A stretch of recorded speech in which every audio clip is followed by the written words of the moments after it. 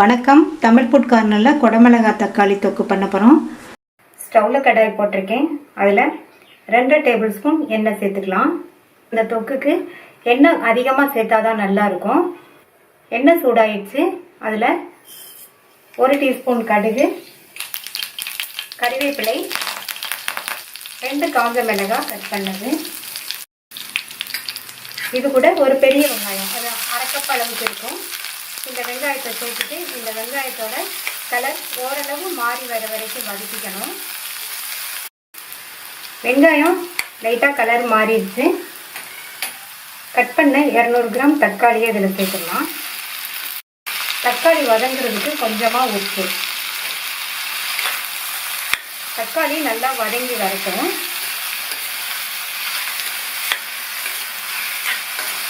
தக்காளி எண்ணெயிலே நல்லா வதங்கிடுச்சு. இது கூட 1/4 டீஸ்பூன் மஞ்சள் தூள், 1/2 டீஸ்பூன் தனி மிளகாத்தூள். நீங்கள் உங்கள் காரத்துக்கு தகுந்தபடி சேர்த்துக்கோங்க. இதுக்கு இந்த மிளகாத்தூள் கரெக்டாக இருக்கும். 1/4 டீஸ்பூன் சீரகத்தூள் சேர்த்துட்டு நல்லா ஒரு தடவை மிக்ஸ் பண்ணி விட்டுட்டு 1/4 கிலோ குடமிளகாவை கட் பண்ணி வச்சுருக்கேன், அதை சேர்த்துடலாம். இதையும் நல்லா மறுபடியும் 1 நிமிஷம் போல் வதக்கி விட்டுக்கணும். அடுத்து இதுக்கு தேவையான அளவு உப்பு சேர்த்து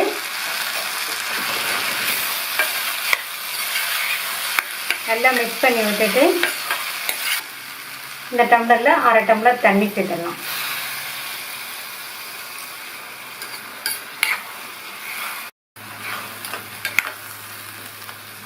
மூடி வச்சிடலாம். இந்த குடமிளகாய் சேர்த்துருக்கிற தக்காளி மசாலாவோடு சேர்ந்து நல்லா வெந்து வரட்டும்.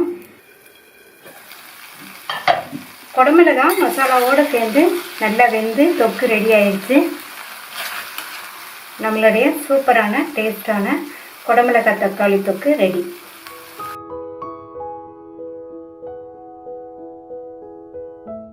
குடமிளகாய் உருளைக்கிழங்கு காரக்கறி பண்ண போகிறோம். 1/4 கிலோ குடமிளகாவை வாஷ் பண்ணிவிட்டு இந்த மாதிரி க்யூப்ஸாக கட் பண்ணி வச்சுருக்கேன். 1/4 கிலோ உருளைக்கிழங்க வாஷ் பண்ணிவிட்டு குக்கரில் 2 விசில் விட்டு வேக வச்சு இந்த மாதிரி க்யூப்ஸாக கட் பண்ணி எடுத்து வச்சுருக்கேன். உருளைக்கிழங்க 2 விசில் மட்டும் வேக வச்சா போதும். அதுக்கு மேலே வேக வச்சுட்டோம்னா கிழங்கு குழஞ்சி போயிடும். இந்த பேனில் 2 டேபிள் ஸ்பூன் எண்ணெய் சூடானதும் அதில் 1/2 டீஸ்பூன் சீரகம், கூடவே 1/2 டீஸ்பூன் சோம்பு சேர்த்துக்கங்க. இது கூட ஒரு பெரிய வெங்காயத்தை கொஞ்சம் பெரிய பெரிய பீசஸாக கட் பண்ணி சேர்த்துட்டு கூடவே கொஞ்சம் கறிவேப்பிலை சேர்த்துட்டு மீடியம் ஃப்ளேமில் வச்சு இந்த வெங்காயத்தை 2 நிமிஷத்துக்கு மட்டும் வதக்கிக்கங்க.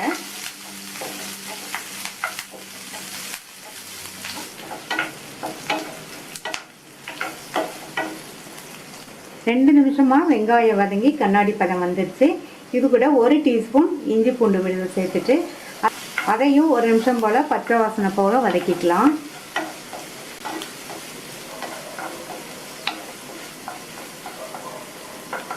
அடுத்து இதில் கட் பண்ணி வச்ச குடமிளகாவை மட்டும் சேர்க்குறேன்.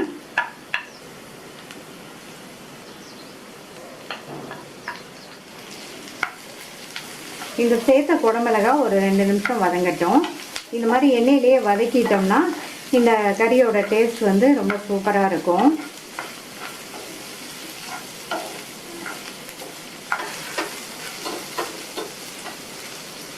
குடமிளகாவை 2 நிமிஷம் மட்டும் வதக்கினா போதும். இதில் 2 மீடியம் சைஸ் தக்காளியை நல்லா பொடியாக கட் பண்ணி சேர்த்துட்டு இந்த டிஷ்ஷுக்கு தேவையான அளவு உப்பையும் சேர்த்துக்கலாம். நல்லா வதக்கி விட்டுருங்க.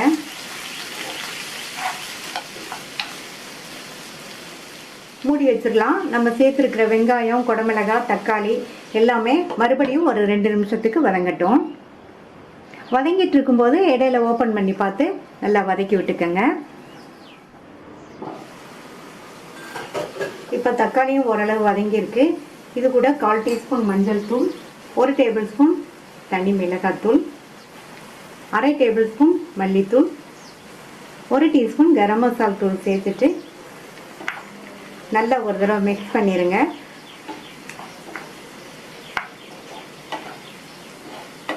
நம்ம சேர்த்த இந்த தூளோட பச்சை வாசனை எல்லாம் போக 1 நிமிஷத்துக்கு வதங்கிட்டு இருக்கட்டும். மசாலா தூளோட பச்சை வாசனை எல்லாம் போயிடுச்சு. இதில் வந்து ஒரு 100 ml மட்டும் தண்ணி சேர்த்துக்கலாம்.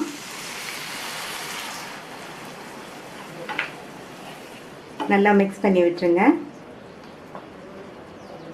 தண்ணி சேர்த்து இந்த மாதிரி கொதிக்க ஆரம்பிச்சதுக்கு அப்புறமா உருளைக்கிழங்கு சேர்த்துக்கலாம்.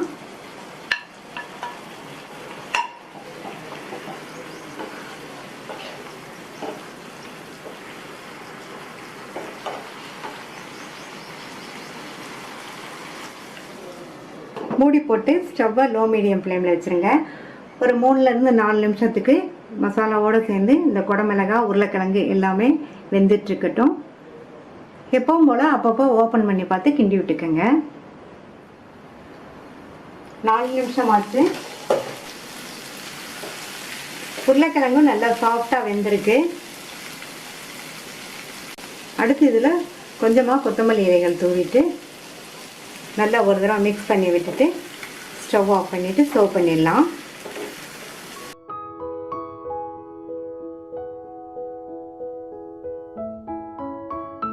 கேப்சிகம் பொரியல் பண்ண போகிறோம். ஸ்டவ்வில் ஒரு கடாய் போட்டிருக்கேன். அதில் 1/2 டீஸ்பூன் மட்டும் எண்ணெய் சேர்த்துக்கோங்க. எண்ணெய் சூடானதும் அதில் 1/2 டேபிள் ஸ்பூன் உளுந்தை சேர்த்து வறுத்துக்கலாம். இந்த உளுந்து வந்து லைட்டாக வறுபடட்டும். உளுந்தோட கலர் லைட்டாக சேஞ்ச் ஆகிருக்கு. இதில் 1/2 டீஸ்பூன் சோம்பு, 1/4 டீஸ்பூன் சீரகம், இது ரெண்டையும் சேர்த்து வறுத்துக்கலாம். சோம்பு சீரகமும் வறுபட்டு உளுந்தும் நல்லா பொன்னிறமாக வறுபட்டுருச்சு. இது கூட 4 ஸ்லைஸ் பண்ண பூண்டை சேர்த்துக்கலாம். அடுத்து கொஞ்சமாக கறிவேப்பிலை, 2 டேபிள் ஸ்பூன் தேங்காய் துருவல். எல்லாமே நல்லா வறுபட்டுருச்சு. தேங்காய் துருவலில் உள்ள ஈரப்பதம் போயிடுச்சு. கலரும் லைட்டாக மாறிடுச்சு. இப்போ ஸ்டவ் ஆஃப் பண்ணிவிட்டு இதை ஆற விட்டுறலாம். இப்போ ஆறிடுச்சு. இதை மிக்ஸி ஜாரில் சேர்த்துட்டு தண்ணி எதுவும் சேர்க்காம கோர்ஸான பவுடராக அரைச்சிக்கலாம். இந்த பேனில் 3 டீஸ்பூன் எண்ணெய் சூடானதும் அதில் 1/2 டீஸ்பூன் கடுகு பொரிஞ்சதும் 1/4 டீஸ்பூன் சீரகம்.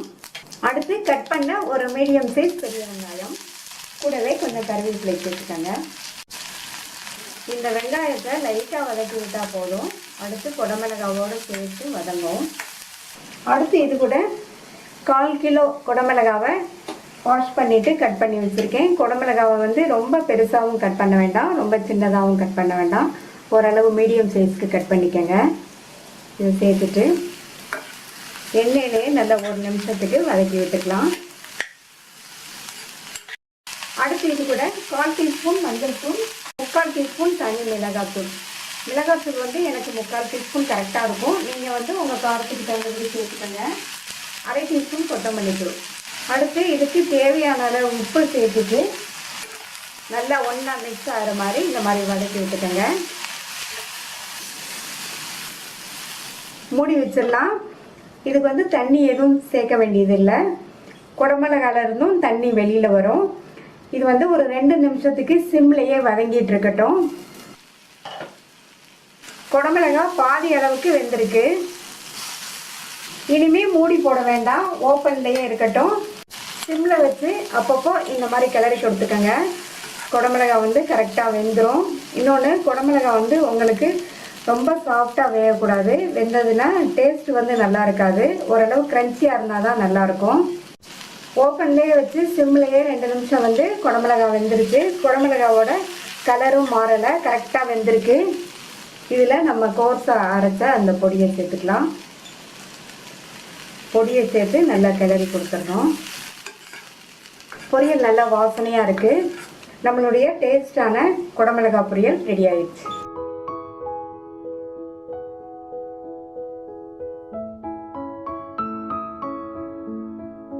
கேப்சிகம் காரக்குழம்பு பண்ண போகிறோம். இந்த பேனில் 2 டேபிள் ஸ்பூன் எண்ணெய் சேர்க்குறேன். இந்த எண்ணெய் சூடாகட்டும். எண்ணெய் சூடானதும் அதில் 1/2 டீஸ்பூன் கடுகு பொரிஞ்சதும் அதில் 1/4 டீஸ்பூனில் பாதி வெந்தயம் சேர்த்துக்கோங்க. வெந்தயமும் நல்லா பொரிஞ்சிருச்சு. அடுத்து கறிவேப்பிலை சேர்த்துக்கலாம். இது கூட 2 மீடியம் சைஸ் வெங்காயத்தை 1-2 அரைச்சி வச்சிருக்கேன். இதை சேர்த்துக்கலாம். இந்த மாதிரி வெங்காயத்தை 1-2 அரைச்சி சேர்த்தோம்னா குழம்போட கன்சிஸ்டன்சி நல்லாயிருக்கும். அது தவிர இந்த வெங்காயமும் வேகமாக வதங்கிடும். வெங்காயம் இந்த அளவுக்கு கலர் மாறினதுக்கப்புறமா இது கூட 3 கலர் கேப்சிகம் வச்சுருக்கேன். க்ரீன், ரெட், எல்லோ 3மே சேர்த்து 150 கிராம் இருக்கும். இதை இதில் சேர்த்துட்டு நல்லா ஒரு 2 நிமிஷத்துக்கு ஹை ஃப்ளேமில் வச்சு வதக்கிக்கங்க. இந்த மாதிரி வதக்கி நம்ம குழம்பு பண்ணோம்னா குழம்பு நல்லா வாசனையாக டேஸ்ட்டாக இருக்கும். ஹை ஃப்ளேமில் வச்சு 2 நிமிஷம் வதக்கியாச்சு. அடுத்து இது கூட 2 மீடியம் சைஸ் தக்காளியை இந்த மாதிரி சின்ன சின்னதாக கட் பண்ணி சேர்த்துக்கங்க. தக்காளி வதங்கிறதுக்கு கொஞ்சமாக உப்பு சேர்த்து வதக்கிக்கலாம். இந்த மாதிரி உப்பு சேர்த்துட்டோம்னா தக்காளி வந்து நல்லா வதங்கிடும். இப்போ இந்த தக்காளி நல்லா வதங்கி மசிஞ்சு வரட்டும். ஸ்டவ்வை வந்து மீடியம் ஃப்ளேமில் வச்சு வதக்கிக்கங்க. இப்போ தக்காளி எல்லாம் நல்லா வதங்கி மசிஞ்சிருச்சு. அடுத்து இது கூட 1/4 டீஸ்பூன் மஞ்சள் தூள், 2 டீஸ்பூன் தனி மிளகாத்தூள். நீங்கள் வந்து மிளகாத்தூள் உங்கள் காரத்துக்கு தகுந்தபடி சேர்த்துக்கங்க. 3 டீஸ்பூன் கொத்தமல்லி தூள் சேர்த்துக்கலாம். அடுத்து குழம்புக்கு தேவையான அளவு உப்பு. தக்காளி வதங்கும் போது கொஞ்சம் உப்பு சேர்த்துருக்கோம், அதனால் இப்போ இந்த உப்பு வந்து சரியாக இருக்கும். இப்போ நல்லா மசாலாவோடு சேர்த்து பரட்டி விட்டுட்டு இது கூட கொஞ்சமாக ஒரு 2 டேபிள் ஸ்பூன் போல் தண்ணி சேர்த்து வதக்கிக்கங்க. இந்த மசாலாவோட பச்சை வாசனை போய் நல்ல ஓரங்கள்லாம் எண்ணெய் பிரிஞ்சு வர வரைக்கும் வதங்கிட்டு இருக்கட்டும். இப்போ நல்ல ஓரங்கள்லாம் எண்ணெய் பிரிஞ்சு வந்துருச்சு. ஒரு பெரிய நெல்லிக்காய் சைஸ் அளவு புளியை வந்து 1/4 கப் தண்ணியில் கரைச்சி வடிகட்டி எடுத்து வச்சுருக்கேன். அதை இதில் சேர்த்துட்டு மறுபடியும் ஒரு தடவை நல்லா கலந்து கொடுத்துருங்க. அடுத்து இது கூட 1/2 டம்ளர் மட்டும் தண்ணி சேர்த்துக்கலாம். தண்ணி வந்து கொஞ்சமாக சேர்த்தா போதும். மற்ற குழம்பு போல் இதுக்கு வந்து தண்ணி அதிகமாக சேர்த்து கொதிக்க விட வேண்டாம். ஏன்னா நம்ம ஃபஸ்ட்டே குடமிளகாவை வந்து 2 நிமிஷம் எண்ணெயிலேயே வதக்கிட்டோம். இந்த குடமிளகா வந்து ரொம்ப நேரம் வேகக்கூடாது, அதனால் வந்து கொஞ்சமாக தண்ணி சேர்த்து வேக விட்டுக்கங்க. ரொம்ப நேரம் இந்த கேப்சிகம் வெந்ததுன்னா அதனுடைய கலரும் மாறிடும், டேஸ்ட்டும் நல்லா இருக்காது. இப்போ மூடி வச்சிடலாம். குழம்பு நல்லா கொதிச்சு ஒரு 3லேருந்து 4 நிமிஷத்துக்கு எல்லாம் ஒன்று சேர்ந்து வெந்து வரட்டும்.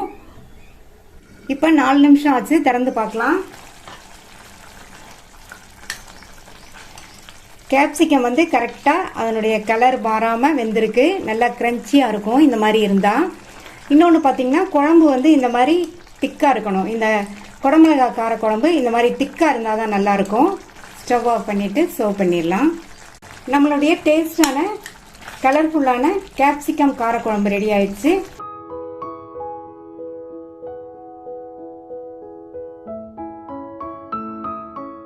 குடமிளகா பொரியல் பண்ண போகிறோம். இந்த பேனில் 1 டேபிள் ஸ்பூன் எண்ணெய் சூடாயிடுச்சு. அதில் 1/2 டீஸ்பூன் கடுகு பொரிஞ்சதும் 1 டீஸ்பூன் கடலைப்பருப்பு, 1 டீஸ்பூன் உளுந்தம்பருப்பு. அடுத்து இது கூட வறுத்து தோல் எடுத்த வேர்க்கடலை 1/4 கப் சேர்த்துக்கலாம். இதையும் லைட்டாக வறுத்துட்டு அடுத்து கறிவேப்பிலை, 2 பூண்டு ஸ்லைஸ் பண்ணது, ஒரு மீடியம் சைஸ் வெங்காயம் பொடியாக கட் பண்ணது, 2 காஞ்ச மிளகாய் கட் பண்ணது. இது எல்லாத்தையும் வதக்கிக்கலாம். வெங்காயம் லைட்டாக வதங்கினா போதும். வெங்காயத்தை லைட்டாக வதக்கியாச்சு. அடுத்து குடமிளகாவோடு சேர்ந்து வதங்கிடும். 400 கிராம் குடமிளகாவை வாஷ் பண்ணிவிட்டு இந்த மாதிரி நீல சைஸாக கட் பண்ணி வச்சுருக்கேன். அதை சேர்த்துட்டு இது கூட இதுக்கு தேவையான அளவு உப்பையும் சேர்த்து இந்த எண்ணெயிலேயே நல்லா வதக்கி விட்டுக்கணும்.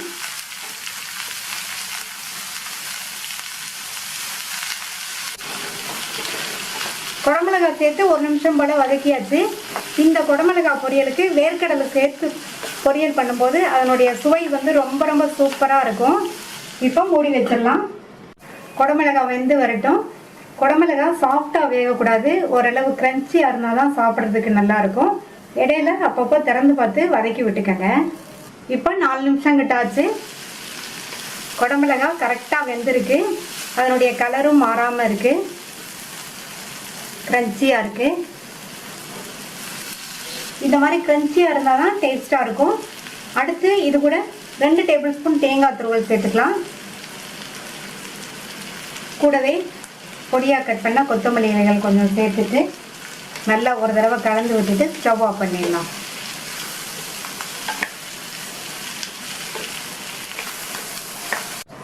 ரொம்ப ரொம்ப ஈஸியாக 10 நிமிஷத்தில் பண்ணக்கூடிய சுவையான கேப்சிகம் பொரியல் ரெடி ஆயிடுச்சு.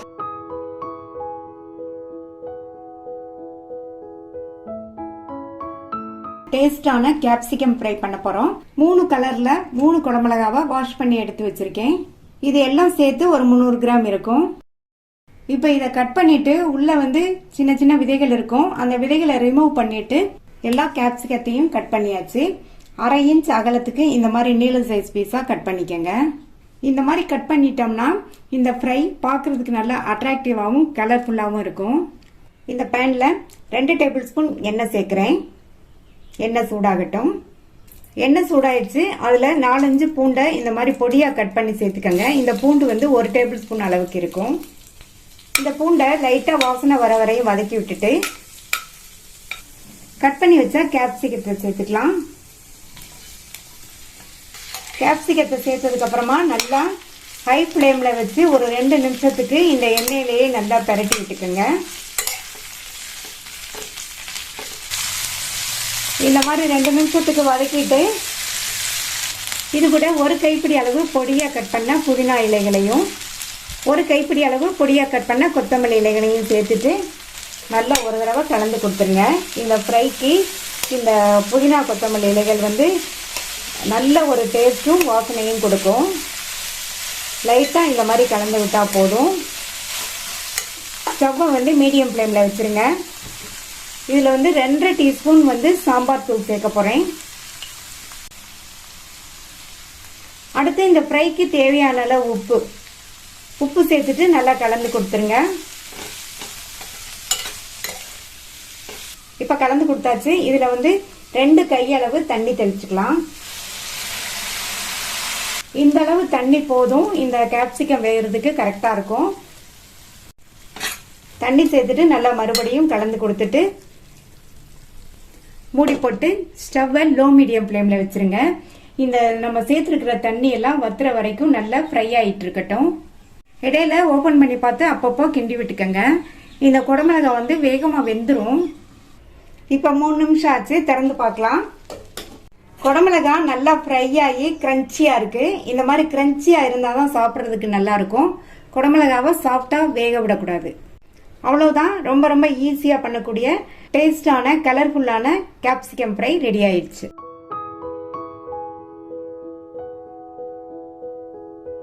குடமிளகாவோட கடலைப்பருப்பு சேர்த்து பொரியல் பண்ண போகிறோம். 300 கிராம் குடமிளகாவை கழுவிட்டு கட் பண்ணி நடுவில் உள்ள விதைகளெல்லாம் எடுத்துட்டு இந்த மாதிரி நீல சைஸ் துண்டுகளாக கட் பண்ணி வச்சுருக்கேன்.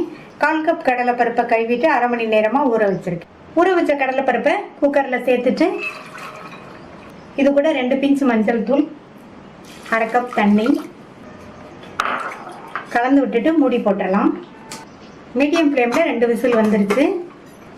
கடலைப்பருப்பு நல்லா கரெக்டாக வெந்திருக்கு. நல்லா சாஃப்டாக இருக்குது. இந்த மாதிரி வேக வச்சுக்கணும். இப்போ இதில் தண்ணி கொஞ்சம் இருக்குது. அந்த தண்ணியை மட்டும் வடிச்சிட்டு கடலைப்பருப்பை தனியாக எடுத்து வச்சுக்கலாம். இந்த பேனில் 1 டேபிள் ஸ்பூன் எண்ணெய் சூடாயிடுச்சு. அதில் 1/2 டீஸ்பூன் கடுகு பொரிஞ்சதும் 1 டீஸ்பூன் உளுந்தோட கலரும் மாறிடுச்சு. கருவேப்பிலை சேர்த்துக்கலாம். இது கூட 3 கட் பண்ண பூண்டு, 1/4 கப் பொடியாக கட் பண்ண வெங்காயம், 2 கட் பண்ண காஞ்ச மிளகாய். நான் காஞ்ச மிளகாய் சேர்த்துருக்கேன். நீங்கள் இதுக்கு பதில் பச்சை மிளகாய் வேணாலும் சேர்த்துக்கோங்க. எல்லாத்தையுமே லைட்டாக வதக்கி விட்டுக்கலாம். அடுத்து கட் பண்ண குடமிளகாவை சேர்த்துட்டு எண்ணெயிலேயே நல்லா இதை 2 நிமிஷத்துக்கு வதக்கி விட்டுக்கணும். இதுக்கு தேவையான அளவு உப்பு சேர்த்து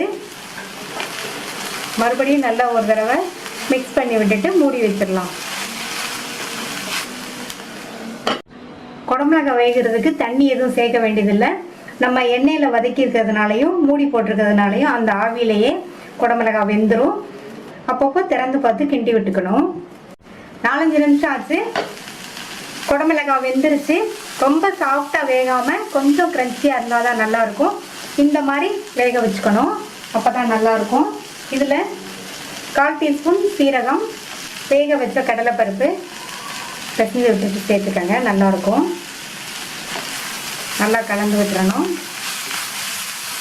இது கூட 2 டேபிள் ஸ்பூன் தேங்காய் துருவல் சேர்த்து நல்லா ஒரு தடவை பரட்டி விட்டுட்டு